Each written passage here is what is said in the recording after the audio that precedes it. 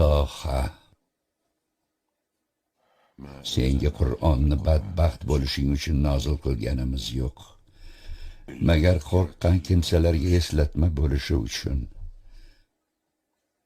U yerni va yuksak osmonlarni yaratgan zotdan nozil bo'lgandir.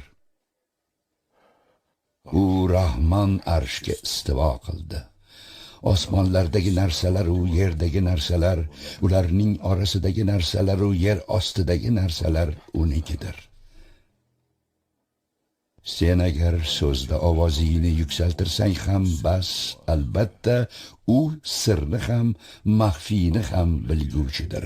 Alloh undan boshqa ibodatga sazovor iloh yo'q zotdir. Go'zal ismlar unikidir.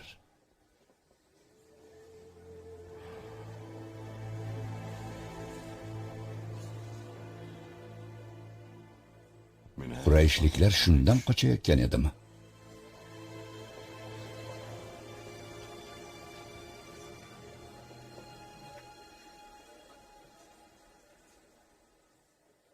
Albatta, men o'zim Allohdirman.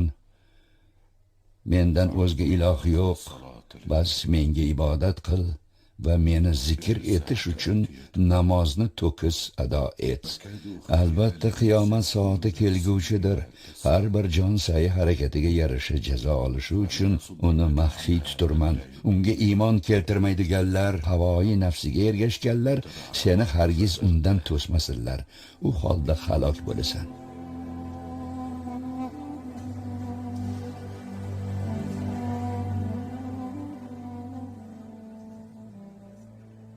Bu gaplarni aytgan zotgina ibodat qilishimizga loyiqdir.